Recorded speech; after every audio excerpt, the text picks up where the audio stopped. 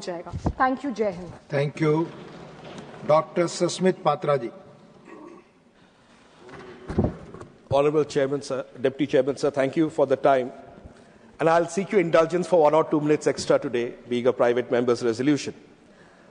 Honorable Deputy Chairman, sir, I rise today with a profound sense of constitutional responsibility, and I wholeheartedly support the resolution brought by SHRIMATI SUDHA MURTY ji, primarily because now is the time to articulate it strongly. And what we started in 1950, we renewed in 1976 with the 42nd Amendment, strengthened it with the 86th Amendment in 2002. We are trying to re-articulate it today through this resolution. So I thank SHRIMATI SUDHA MURTY ji for bringing it forward. There are 3 specific aspects, and within a limited time, I'll try to cover it. Firstly, the need for introducing a new Article 21B guaranteeing free and compulsory ECCE, early childhood care and education, including nutrition, health services, and pre-primary learning for every child from 3 years to 6 years. Second, universal access to care and education through Anganwadi services and other mechanisms. And third, to enhance the quality of delivery, training, and support. I support all the 3 operative paras of this resolution. This resolution also has got the preambular paras. I'm not referring to them because that, in a way, buttresses the argument for the operative paras. So these 3 operative paras being there and the lack of time, I'll focus on only these 3 operative paras. Let me start with the basic foundation of our Constitution and why early childhood care and education is referred to. Let's start with Article 21, Honorable Deputy Chairman, sir, the right to life. And the Supreme Court over the decades has expanded the right to life in Article 21 to encompass many such areas of life and liberty. If we were to go back to Francis Corellia Mullen versus the Administrator of Union of Territory of Delhi 1981, or Bandhua Mukti Morcha versus Union of India, we would see jurisprudence which actually states why the right to life and liberty is held so precious. And whether it's privacy, whether it's education, whether it is health, each and every aspect, including clean air, comes under the Article 21, right to life and liberty. And that is what SHRIMATI SUDHA MURTY ji is trying to expand on today through this resolution. I'll come to a specific aspect of Article 45 of the Constitution. Article 45, as amended by the 86th Constitutional Amendment, directs the state to provide early childhood care and education for all children until they complete the age of 6 years. This is not a suggestion. This is a constitutional direction. And towards that end of Article 45, SHRIMATI SUDHA MURTY ji is trying to drive the conversation today. Let me come to the jurisprudence of education and development. Where is the jurisprudence coming from? Mohini Jain versus State of Karnataka, 1992. Unnikrishnan JP versus State of Andhra Pradesh, 1993. Both these landmark judgments have actually led to the Supreme Court that held the right to education, including the right to free education for children up to 14 years. This was before Article 21A existed. We are talking about 21B today, but before 21A came, the precursors of jurisprudence that flowed from the courts actually energized the Parliament to go forward and think about 21A. So what did the Parliament do in return, in response to these specific jurisprudence arising out of the Supreme Court? It passed the 86th Amendment and codified the right to education under Article 21A. Today, we are standing at an identical moment in history. The court has repeatedly interpreted Article 21 to include components of early childhood development. Now the Parliament must take a step, as was seen in 1993 jurisprudence, to consider the inclusion of Article 21B to further strengthen what this resolution wants to bring about on ECCE. I would like us to consider for a moment the right to food. People's Union for Civil Liberties versus Union of India, 2001 and onwards, where the Supreme Court said that every child is entitled to supplementary nutrition. Anganwadi centers must be established in every habitation, and children between 0 and 6 years must receive nutrition and preschool education through ICDS. So this is how we have moved forward. I come to the second aspect of it. In the paucity of time, I'll keep moving quickly. I'll come towards the statutory and policy structures that support this resolution and try to buttress the statutory and policy structures that will help this resolution come true through Article 21B inclusion. First, the Right of Children to Free and Compulsory Education Act of 2009. Second, the National Food Security Act of 2013. Third, the Juvenile Justice Care and Protection of Children's Act 2015.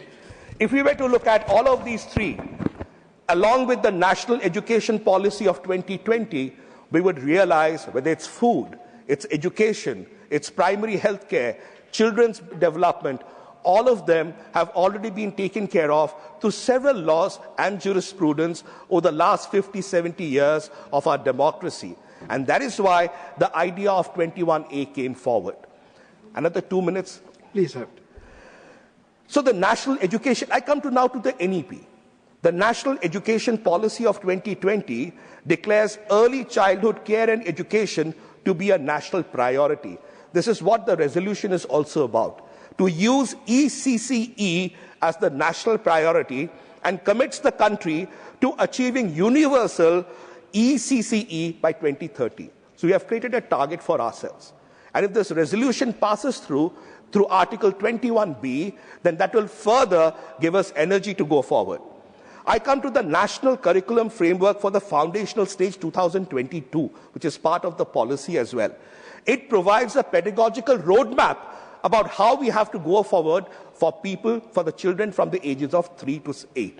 It's not that we do not have frameworks. We have them, but we have to energize them. I will not talk of the international obligations. I understand the time is over.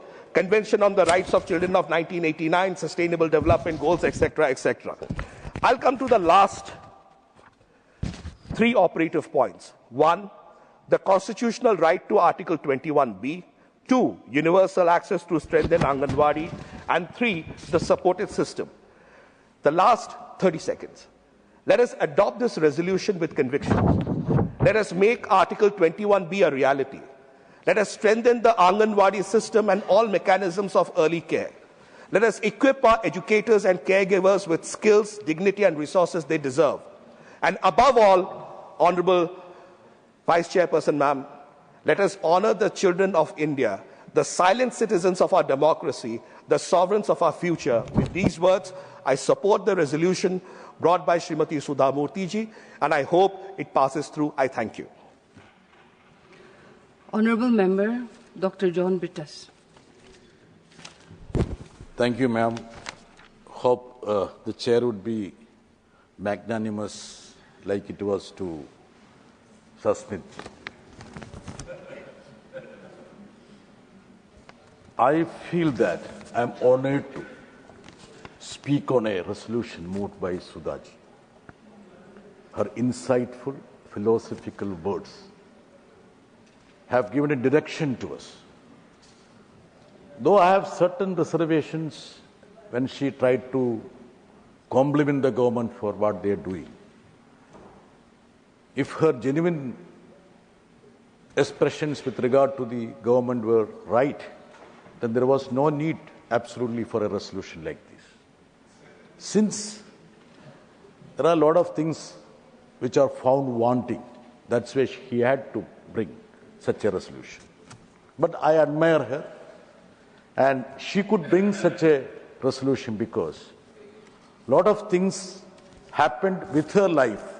Her life got reformed because during her marriage, her husband was a communist. That also changed her life.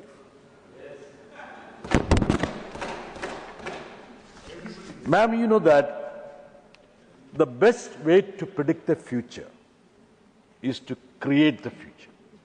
The best way to predict the future is to create it. And you know that all big ideas were simple. I would say the simple thing is that You give education to the people, empower them, that will change them. I fully subscribe to her. Ma'am, you will appreciate that one state which invested heavily in education and health, that is Kerala. Yes. Now I can tell you the extent of impact that is creating in the life and profession of Sudhaji as a parliamentarian, because she has a Malayali lamp as her assistant. Am I not correct? Tell me, please. I am correct. Please get it recorded. Ma'am, I had the opportunity to meet the Honorable Minister. She was very courteous, very nice, very gentle. My request was that this Anganwadi program was launched 50 years back. It's a Golden Jubilee of that. If the government has some respect for these hapless Anganwadi workers who toil day and night to prop up our lesser mortals, the children, they should declare an additional incentive or increase their wage. Ma'am, didn't I come and request you, ma'am?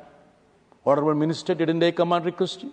I requested you. You were in favor of that, I know that. She said she will try her level best. She promised also. But she couldn't succeed in it. Sudhaji, why she couldn't succeed? Ab itna tarif diya Prime Minister Saab ko. If the Prime Minister had just shown a little bit of gesture towards this hapless woman, she could have been in a position to be jubilant, participating in this debate and saying that in the 50th year of Anganwadi program, I was instrumental in increasing the wages, honorarium of the Anganwadi. Our Honorable Minister couldn't get that opportunity, Sudhaji. Please understand that.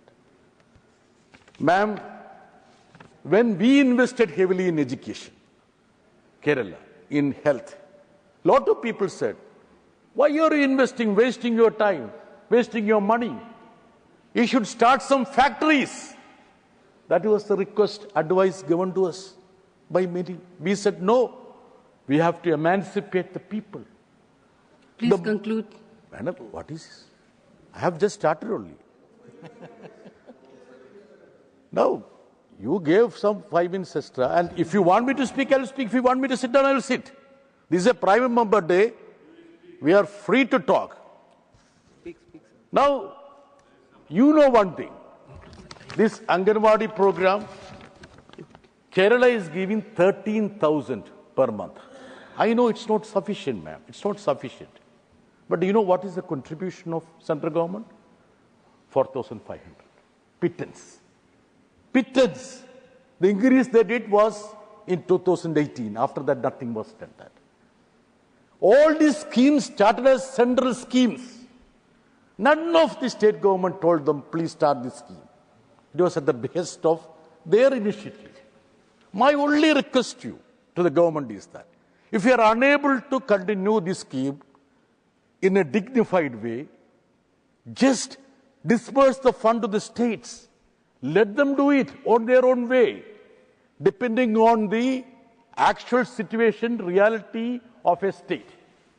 Kerala, we could actually dismantle the fortress of feudalism because of education. Because of education. Now it's an era of enlightenment. I understand, ma'am. Please give me 2-3 minutes more. I will just wind up. Ma'am, Sudhaji was quoting profusely the Gita. You know, when Arjuna was reluctant in the field, that is Kurukshetra, paralyzed by doubt and fear, Krishna tells Arjuna, look, don't think about the past. You cannot change the past. You think about the present. Move ahead. I am requesting the government, please don't dwell in the past. Think about the present. Make sure that we have a generation which is groomed in scientific temper, with better education. Don't make them to indulge in superstitions. Give them a good education, secular education, ma'am, Sudhaji. Let them be scientific in their approach. Let them be redeemed. And there is a very important dialogue in a movie called Asura, when Dhanush is telling, look, we are from the downtrodden community. Whatever we have, they will actually steal all these things from them. Even our self-respect they will steal. They will steal our wealth, all the cultivation. As you rightly said, if you have education, it will empower us. Nobody will be in a position to steal those things from us. So I feel that the importance of the resolution of Sudhaji lies in the fact that we have to make sure that our children needs to be groomed in a way. Proper education and care should be imparted. At that time, we shouldn't forget those hapless women, lakhs and lakhs of people across the length and breadth of this nation who are toiling. I am talking about Anganwadi workers.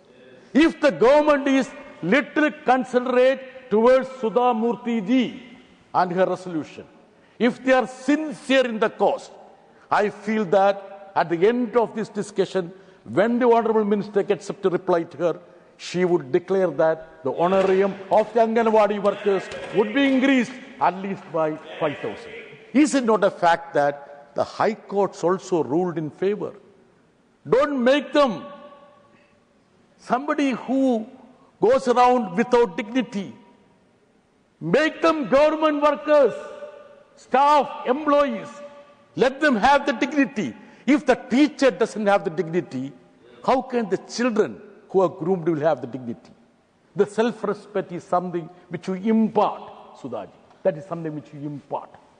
So my request to Honourable Minister is that the activists who are working in this field have been meeting and interacting with the Honourable Minister, and I am sure that Honourable Minister, being erudite and ebullient, she is abreast of the nuances of this field.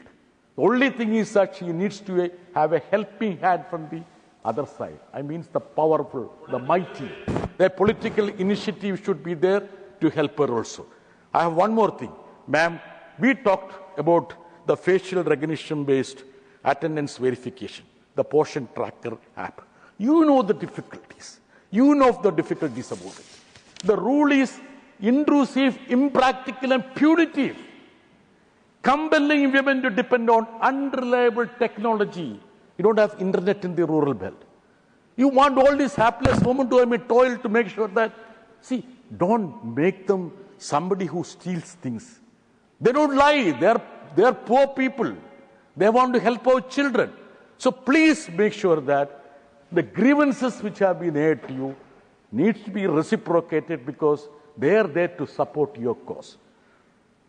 Ma'am, you know what's happening in the educational sector. This is something which would be helpful to you also, ma'am, because in your part of the country also, this is happening. The primary education, that is very crucial. That also is part of this. There are a large number of government schools are being closed across the country. Large number.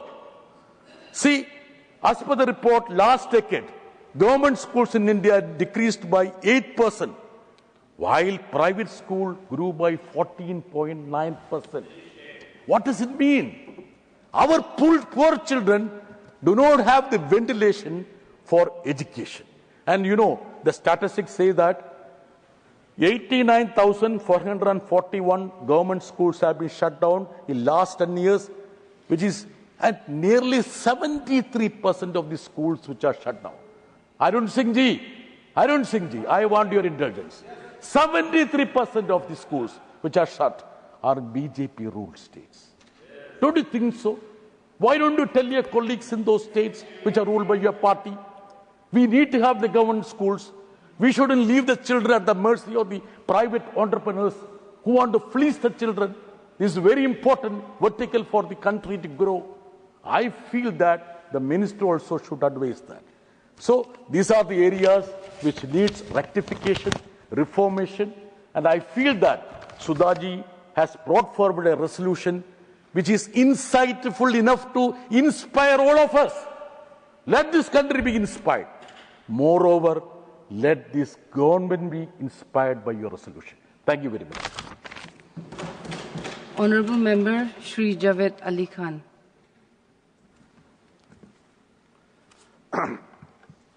धन्यवाद सभाध्यक्ष जी।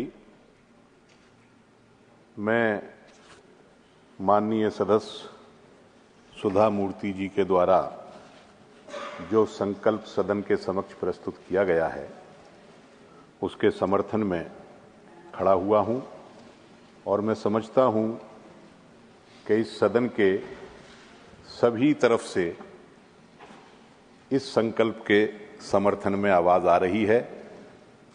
इसलिए माननीय मंत्री जी को इस चर्चा के अंत में बिना किसी परेशानी के इस संकल्प को स्वीकार कर लेना चाहिए और जो मांग इस संकल्प के जरिए की गई हैं उनको मान लेना चाहिए। ज्यादातर बातें सुधा जी ने अपने भाषण के दौरान कह दी और बाकी जो आवश्यक बातें थी हमारे साथियों ने अपने अपने भाषण के दौरान कही हैं। मैं बहुत कम समय में अपनी बात रखूंगा। छोटे बच्चों के लिए जो 3 साल से 6 वर्ष की आयु के बच्चे हैं जिनकी देखभाल का जिम्मा आमतौर पर हमारे तंत्र ने आंगनवाड़ी कार्यकर्ताओं और आंगनवाड़ी केंद्रों को दे रखा है, जब तक हम उनको सुदृढ़ नहीं करेंगे, मजबूत नहीं करेंगे, इस लक्ष्य को पाना जरा मुश्किल सा काम है। हमारे उत्तर प्रदेश में जो आंगनवाड़ी कार्यकर्ताओं की स्थिति है वो बहुत दयनीय है। 4,500 रुपए तो उन्हें केंद्र सरकार से मिलते हैं और मात्र 1,500 रुपए, 1,500 रुपए उत्तर प्रदेश की सरकार उनके मानदेय के बतौर देती है। मैं समझता हूं कि इतनी रकम जो है वो जो हमारे देश में न्यूनतम मजदूरी की लिमिट है ये उससे भी कम है। और काम उनसे कितना लिया जाता है? काम आप ये समझ लीजिए कि बच्चों को साफ रखना, आंगनवाड़ी केंद्र की सफाई करना, उनका खाना बनाना और पूरे दिन की उनकी देखभाल करना, ये सब उनके ऊपर रहता है। बहुत ही कम उनका मानदेय है। अगर हम उन्हें सम्मानजनक मानदेय नहीं दे सकते हैं तो फिर अपेक्षा के अनुसार उनसे काम की भी उम्मीद हम नहीं कर सकते। शहरी क्षेत्रों में आंगनवाड़ी केंद्र बहुत कम है, ग्रामीण क्षेत्रों में भी कम है, लेकिन ग्रामीण क्षेत्रों में तो कुछ बने हैं और शहरी क्षेत्रों में उत्तर प्रदेश के अंदर अधिकांश स्थानों पर किराए के मकानों में आंगनवाड़ी केंद्र चलाए जाते हैं और सरकार 750 रुपए महीना आंगनवाड़ी केंद्र का किराया देती है। मैं समझता हूं कि किसी भी कस्बे में, क्या गांव में भी 750 रुपए में 1 या 2 कमरे का स्थान नहीं मिल सकता है। आंगनवाड़ी कार्यकर्तियों को कई बार तो अपने पास से या फिर बहुत ऐसी बस्तियों में जिन्हें हम मलिन बस्तियों के नाम से जानते हैं, जहां हाइजीन का कोई कॉन्सेप्ट नहीं होता, वहां संभव भी नहीं है, उन क्षेत्रों में आंगनवाड़ी केंद्र चलाने पड़ते हैं। सुधा जी ने अपने प्रारंभिक उद्बोधन के दौरान एक बात कही कि एजुकेशन में इन्वेस्टमेंट करते हैं तो वो एक अरसे के बाद 13% बढ़ता है और इंफ्रास्ट्रक्चर में करते हैं तो वो 2.5% बढ़ता है। उनकी इस बात को उन लोगों ने भली भांति समझ लिया जो एजुकेशन को कमर्शलाइज करना चाहते हैं। आप सरकार की इन्वेस्टमेंट की बात कर रही थी, देश के इन्वेस्टमेंट की बात कर रही थी, लेकिन लोग व्यापार करने लगे हैं, स्कूलों का, शिक्षा का कमर्शलाइज कर रहे हैं एजुकेशन को, और छोटे बच्चों के देखभाल के लिए भी गलियों में, शहरों कस्बों में खास तौर से प्ले स्कूल के नाम से स्कूल खोले जा रहे हैं, जिसमें ये छोटी आयु के बच्चों को सिर्फ मुनाफा कमाने के लिए वो लोग कर रहे हैं। मैं समझता हूं कि वैसे तो सरकार को शिक्षा का काम हर स्तर पर अपने हाथ में ही लेना चाहिए था, इसमें निजीकरण नहीं होना चाहिए था, व्यवसायीकरण नहीं होना चाहिए था, लेकिन कम से कम आयु के बच्चों को प्राइमरी एजुकेशन तक या स्कूल एजुकेशन तक, या ये छोटी जो 3 साल से 6 साल के बच्चों की जो देखभाल है, इसका काम तो एक्सक्लूसिवली सरकार को सारा खर्चा अपने ऊपर बियर करके हर वर्ग के बच्चों के लिए करना चाहिए था। मैं आंगनवाड़ी जैसे कार्यकर्ताओं की परिस्थिति है, वैसी ही स्थिति जो आंगनवाड़ी से निकल करके प्राइमरी स्कूल में जाते हैं, उन बच्चों की देखभाल करने वालों की भी है। वहां स्कूलों के अंदर एक रसोइया नाम की चीज होती है, प्राइमरी स्कूलों के अंदर उनको इतनी कम वेतन दिया जाता है, 2000 रुपए महीना एक रसोइया को सरकार देती है। और एक रसोइया उन प्राइमरी स्कूलों में जो 3 साल से 6 साल के आसपास के बच्चे हैं, 50 बच्चों का खाना बनाते हैं। एक रसोइया, ज्यादातर महिलाएं हैं उसमें और ज्यादातर कमजोर वर्गों की महिलाएं हैं। 2000 रुपए में 50 बच्चों का खाना एक महिला रोजाना बनाती है। आज घर में भी 2 बच्चों का और 4 आदमियों का खाना बनाने के लिए 2000 रुपए महीना का कर्मचारी हमें नहीं मिल सकता है। तो मैं ये कहना चाहता हूं कि अगर हम इस तंत्र को, इस इंफ्रास्ट्रक्चर को, जो छोटे बच्चों को शिक्षा और उनकी देखभाल करने के लिए, उनके बचपन को और उनकी शिक्षा की देखभाल करने के लिए, यानी ECCE के लिए जरूरी है, इसको हमें मजबूत करना पड़ेगा। और इसके अंदर जो कार्यकर्ता काम करते हैं, उनको सम्मानजनक तरीके से सरकार को उनके साथ व्यवहार करना पड़ेगा। इसलिए मैं उम्मीद कर सकता हूं कि आज चूंकि बहुत दिनों के बाद ऐसा कोई मैं प्रस्ताव या संकल्प देख रहा हूं सदन के अंदर जिस पर सबकी राय एक है, सरकार को इस संकल्प को स्वीकार कर लेना चाहिए। बहुत बहुत धन्यवाद आपका। Honorable Member Dr. Fawzia Khan. Thank you, ma'am. Sir, ma'am, I must first of all fully associate with Shrimati Sudha Murty ji. I stand with the resolution which she has brought and I want to speak on it. Ma'am, I must also thank you for having brought in such an important subject here. This resolution, ma'am, opens a vital conversation on the foundations of India's human capital. Vikasit Bharat cannot be Vikasit at all without quality education. And this phase of education, early childhood education, is the foundation, is the most important phase of education, I feel. And here we need maximum emphasis. It beautifully aligns our care for every child with the promise of the Constitution and our deepest moral duty to nurture their innocent dreams. Ma'am, it comes at a crucial time when early childhood care and education faces neglect, ultimately impacting the future of our education. If the foundation of education is strong, the building that is built upon this foundation will be strong. But this is where the future of our children is not taken proper care of. India, ma'am, is a signatory to the UN Convention on the Rights of the Education in 1989 and Education for All in 1990, both prioritizing ECCE as learning begins at birth. Not only at birth, at conception, it is said. The Indian Early Childhood Education Impact Study proves that quality ECCE yields higher learning levels, positioning it at the most potent lever against our learning crisis. We are in a learning crisis, ma'am, today. Neuroscience underscores this urgency, as ma'am has also pointed out in her resolution, that 85% of the brain development occurs at the age of 3.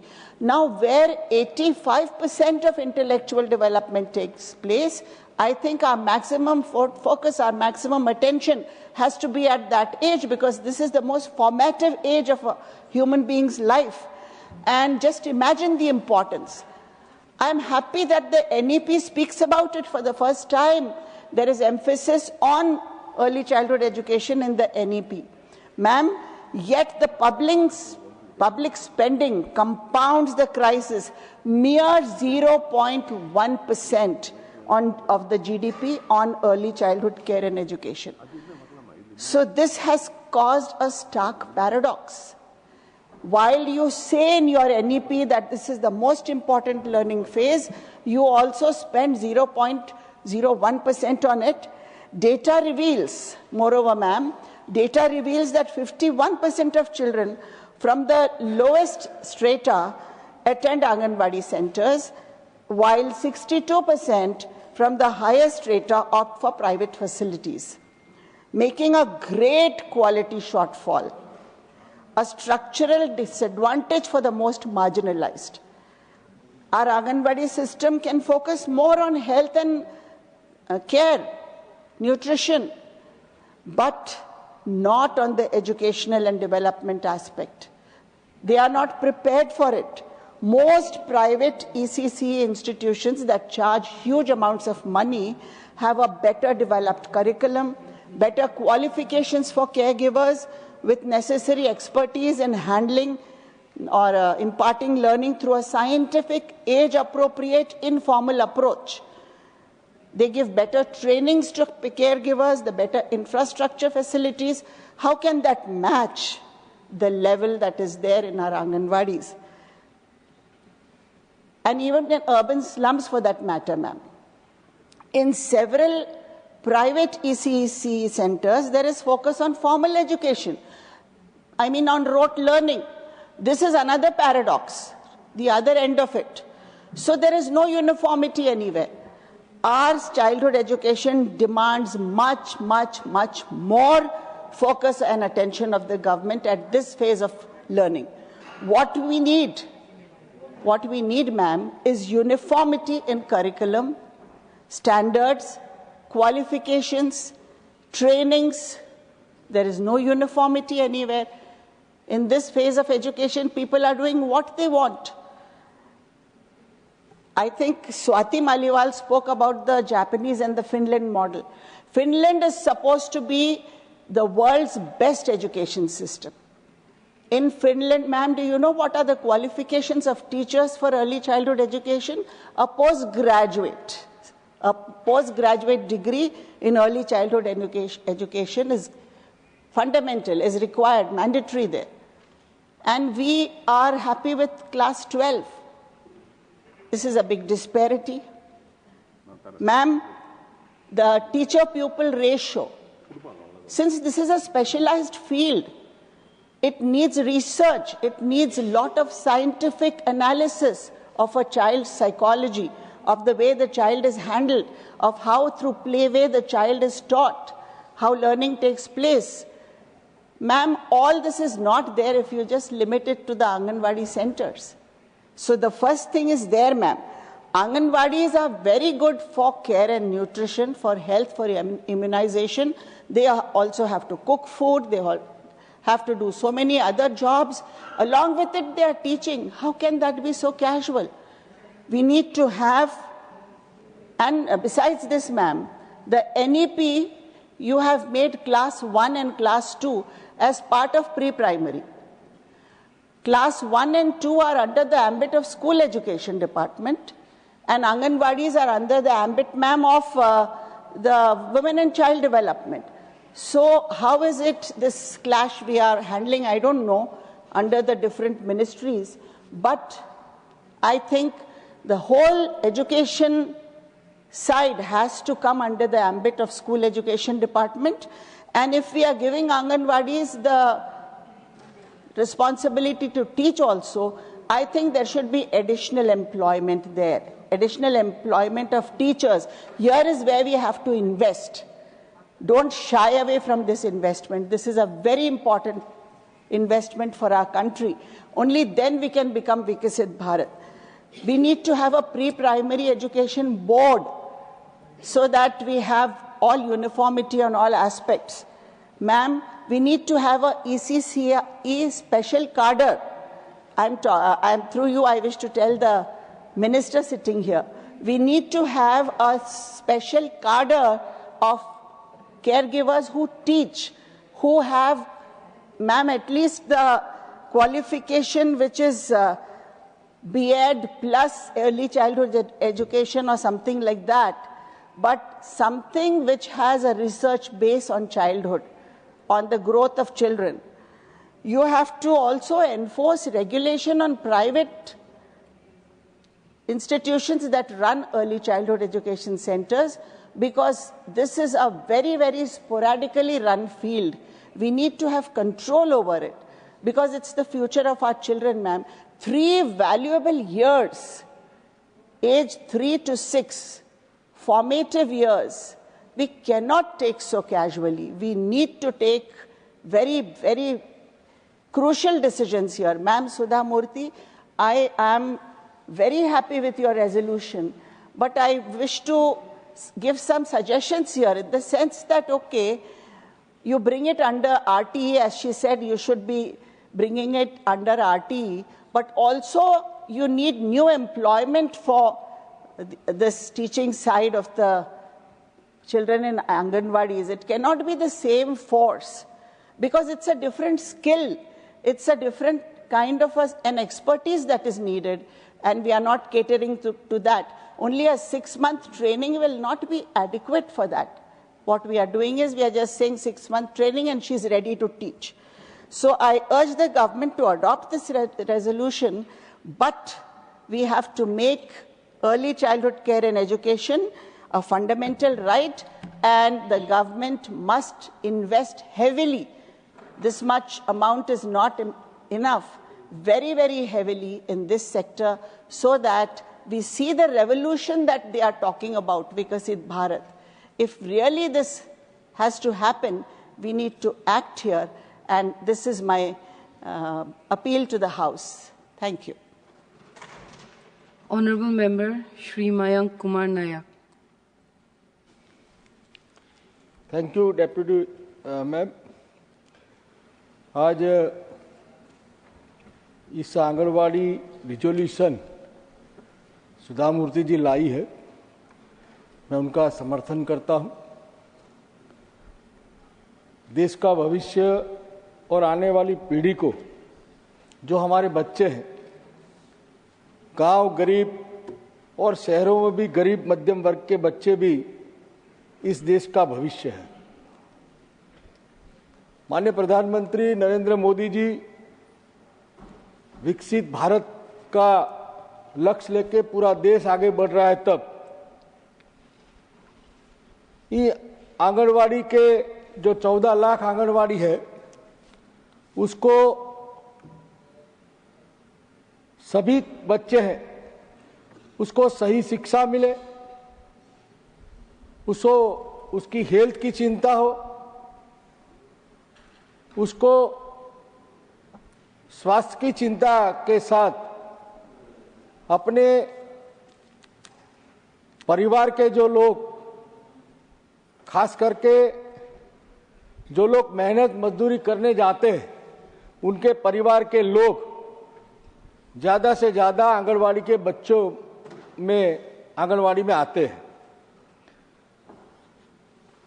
बच्चों के माँ बाप रोजी रोटी कमाने जाते हैं, तब उसके बच्चों को मानसिक और शारीरिक रूप से तैयार करने की जिम्मेवारी राज्य और केंद्र सरकार लेता है। तब ये आंगनवाड़ी की बहनें न केवल बच्चों के परिवार से जुड़ती है, बल्कि माँ जब उसका बच्चा आंगनवाड़ी में छोड़ के जाता है, आशा वर्कर बहन के पास छोड़ के जाता है, तब वो 3-4 घंटे के लिए वो हर बच्चे की माँ बनके उसकी चिंता करती है और उसके खाने का ध्यान रखती है, उसके खेलने के लिए खिलौने भी देती है, और बच्चा कैसे प्री एजुकेशन के लिए तैयार हो, उसके लिए भी तैयार ख्याल रखती है। मेरा यह मानना है कि मजबूत भारत और शिक्षित भारत और तंदुरुस्त भारत बनाने के लिए आंगनवाड़ी का आधुनिकीकरण भी होना चाहिए, उसका खुद का मकान भी होना चाहिए, और इन मकानों के माध्यम से जो बच्चे आने वाली नींव है, देश का भविष्य है, हम अच्छी बिल्डिंग बनाते हैं तो नींव पक्की रखते हैं। जब हम पेड़ पौधों को उगाते हैं तो उसके मूल में पानी जाए, उसको खाद्य मिले, उसकी चिंता करते हैं। वैसे बच्चे हमारे भविष्य का, हमारे देश का भविष्य है, जो आने वाले देश में, अपने देश में प्रगति को पथ पर ले जाने की जिन पे जिम्मेवारी है, उसको मजबूत करने की जिम्मेवारी हमारी सबकी है। पिछले 12 वर्षों से माननीय प्रधानमंत्री जी आंगनवाड़ी हो या प्राइमरी स्कूल हो, उनके पढ़ाई की तो चिंता करते हैं, मगर उनकी हेल्थ की भी चिंता करते हैं। और सभी बच्चों की हेल्थ की चेकअप होती है, और जो बच्चों में हेल्थ की खामी पाई जाती है, उसी बच्चों का इलाज सरकारी खर्चे से कैसे हो, वैसे माननीय प्रधानमंत्री का कार्यक्रम चलता है। ये आंगनवाड़ी में बच्चा जो सही शिक्षा और आरोग्य में मिले, उसे चिंता करने से माननीय प्रधानमंत्री जी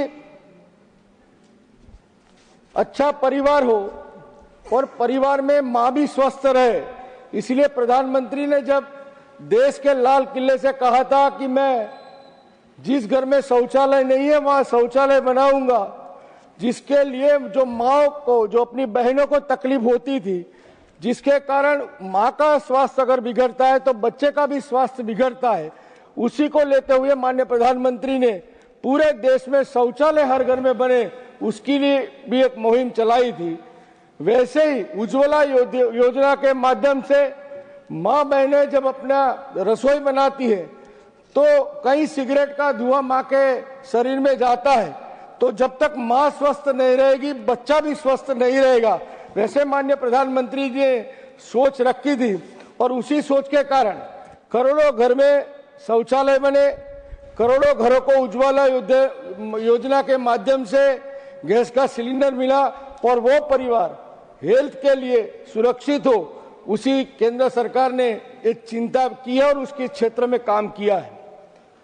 स्वास्थ्य और परिवहन के लिए गुजरात सरकार आंगनवाड़ी के माध्यम से गरीब परिवारों की गर्भवती माताएं हो, धात्री बहनें हो एवं किशोरियों के लिए बहुत चिंतित है, और ये आने वाली पीढ़ियों को कुपोषित ना हो, इसीलिए पोषण खुराक एवं दवाएं वो भी आंगनवाड़ी के माध्यम से सरकारें उपलब्ध कराती है। हमारे गुजरात में आंगनवाड़ी की बच्चे और प्राइमरी स्कूलों के बच्चों को 300 मिलीमीटर ग्राम दूध संजीवनी योजना के माध्यम से भी सरकार देती है। माननीय प्रधानमंत्री जी श्री नरेंद्र मोदी जी पूरे देश में सभी आंगनवाड़ियों के मकान और उनके बच्चों को दे जाने वाली व्यवस्था, जैसे खिलौना हो, खाना हो, फ्रूट्स हो और आरोग्य कवच प्रदान करने का जो काम कर रहे हैं, उसको सुदृढ़ करने के लिए मैं आज ये बात माननीय सरकार के सामने रख रहा हूं।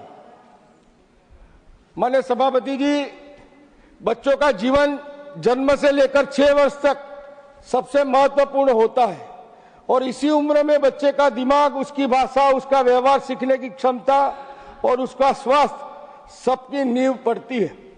अगर इस समय में सही पोषण, सही देखभाल और सही सीख मिले तो बच्चा आगे चलकर एक स्वस्थ, आत्मविश्वासी और सक्षम नागरिक बन सकता है। आंगनवाड़ी देश की सबसे बड़ी ताकत है। माननीय सभापति जी, आंगनवाड़ी में व्यवस्था देश भर में करीब 14 लाख आंगनवाड़ी है, और ये दुनिया का सबसे बड़ा बाल विकास कार्यक्रम है। आंगनवाड़ी केंद्र सिर्फ भोजन देने के स्थान नहीं है, ये बच्चों को, सबसे अच्छी बात है कि कोई भी बच्चा आंगनवाड़ी आए उसे सभी सेवाएं निःशुल्क उपलब्ध करा दी जाती है। सरकार की मजबूत नीति और सोच, हमारे संविधान का अनुच्छेद 45 भी कहता है कि 6 वर्ष तक बच्चों को देखभाल और शिक्षा देना राज्य की जिम्मेदारी है।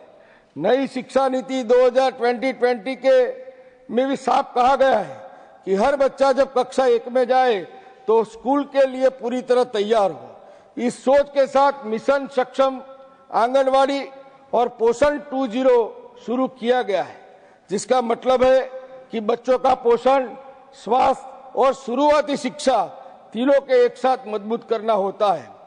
पोषण भी, पढ़ाई भी एक बड़ा बदलाव है।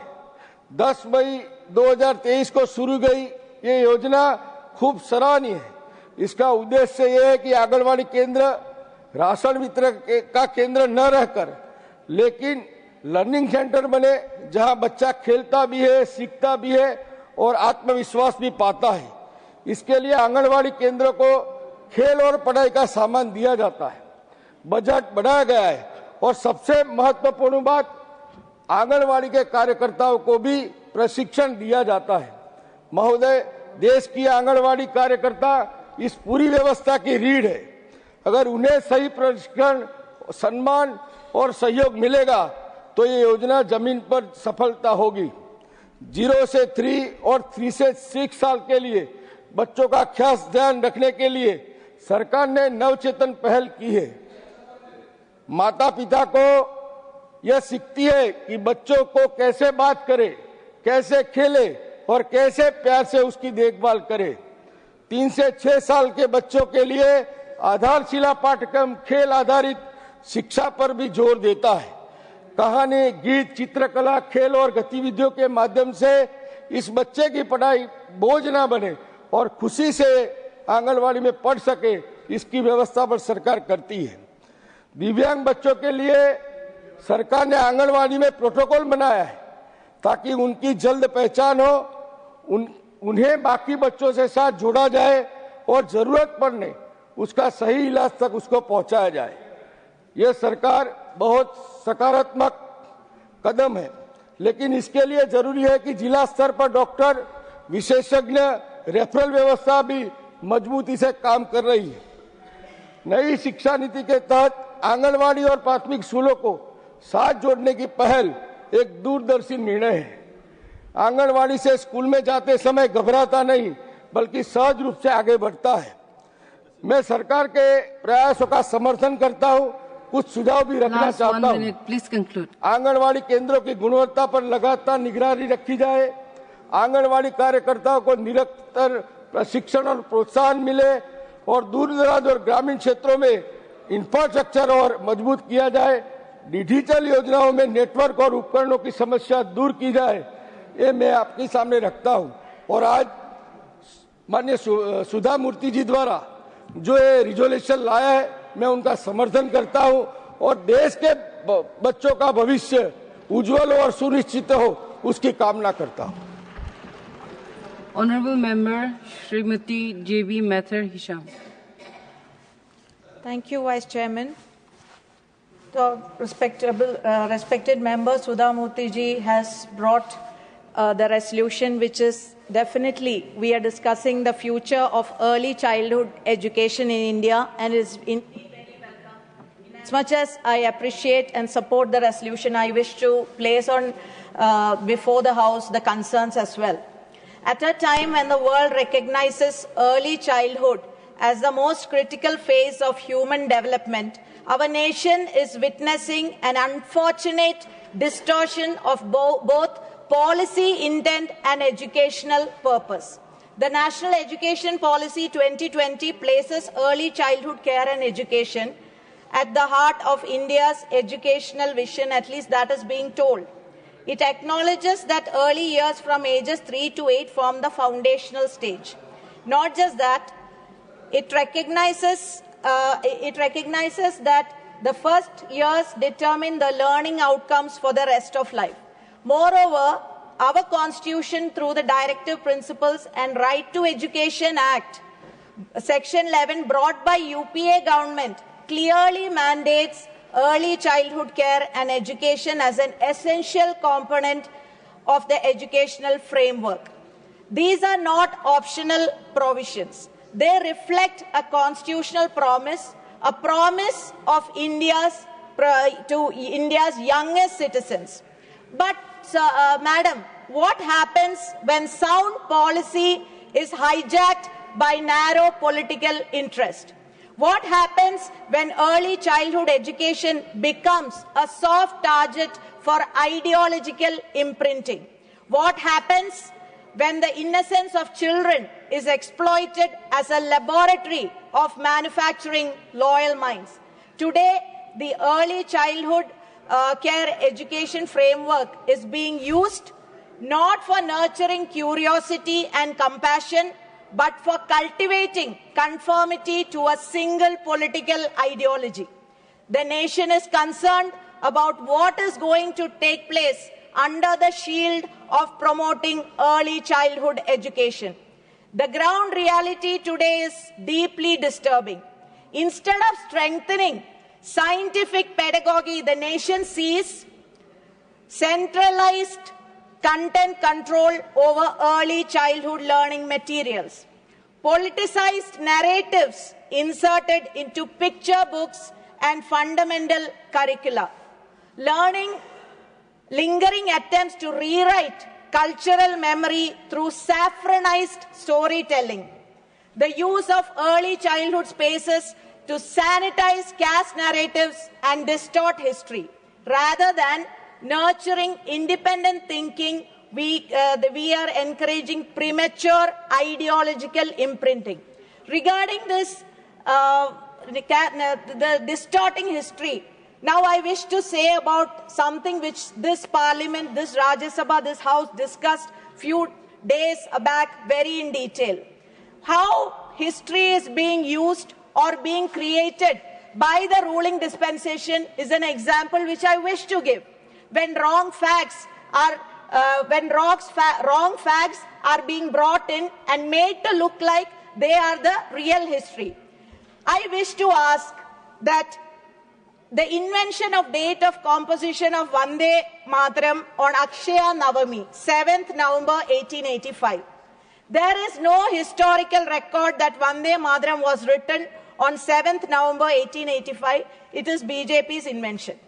Recently, the Parliament and country witnessed how this ruling dispensation is creating history in that. Let me explain. First, subject is this: how the young minds are being corrupted is the big discussion that is being happening. Honorable the member, fundamental, if you make it a fundamental right. Madam, first the government created the story as to when Bankim Chandra Chatterjee wrote Vande Mataram. Whatever is not on the subject will not go on record. Honorable Madam, member, in the press release given by government last month, to be precise, on 6th November, it said Bankim Chandra Chatterjee on 7th November 1875, that is on the day of Akshaya Navami, Vande Mataram was kindly written. speak on the subject. And that is how they create. And Vande Mataram as part of literary journal, Whatever as part of Anand Madam novel. And thereafter, on 7th November 2025, Prime Minister inaugurated 150th year of Vande Mataram. So how is it history in question? Let me explain. Those who have... 1 second, please. Point of order. Ma'am, how the young minds are getting corrupted is what I'm saying. We are talking about future of education in our country. And let me explain.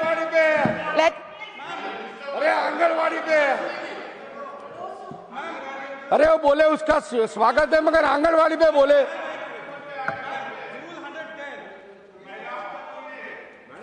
Madam. Mike. Chatterjee, we had 2 full days of discussion. So what is the sanctity of this discussion today then? Then we have Rule 110 clearly speaks this. Ma'am, this should be deleted from the record. Kindly speak on the subject. Whatever is not on the subject will not go on record. Please continue. Please continue. Yes, sir, please. Continue. So I wish to say, ma'am, the history is being changed. When even Sabyasachi Bhattacharya, who knows in and out of Bankim Chandra Chatterjee, has not said that it is on this day or in this Akshaya Navami it is written, why Prime Minister and the government has said that? So, only point I wish to say that they try to deviate Whatever is the not history. on the subject will not go on record. Ma'am, so again coming back to early child care, this centralized content and not giving the real content is definitely affecting, and so this cannot go on. So, as far as we are concerned, the saffronized historical content, books for kindergarten and foundational classes are beginning to carry selective stories glorifying one cultural stream while ignoring India's plural heritage. Sir, ma'am, secondly, sanitization of science. Instead of encouraging scientific temperament as mandated by our constitution, early education introduced concepts that blur the line between the mythology and evidence-based knowledge. Ma'am, third, marginalization of minority cultures. The diversity that defines India is reduced. So all these, I'm trying to convey the message. When we are talking about early education and care for children, we should be concerned about what they are being taught. Definitely that period of 6 years, below 6 years is a age where the brain develops. They should be given the knowledge priority. I agree with Sudha Murty ji when she says it should be the fundamental right. Definitely it should be made a fundamental right. They are our future.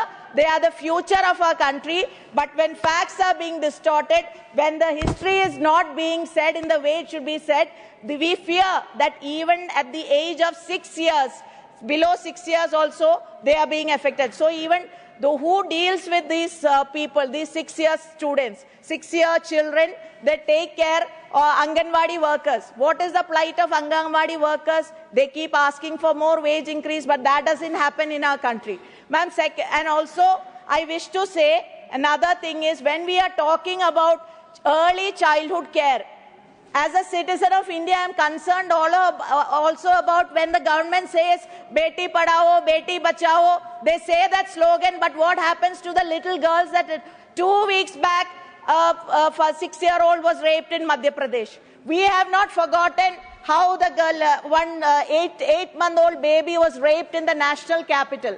We have not forgotten what happened to Katwa girl. So the education is important. Their well-being is important, protection is important, safety is important. So as far as we are concerned, the fundamental right to life, that fundamental, to change this right to education till the age of 6 years, it should be definitely made a fundamental right.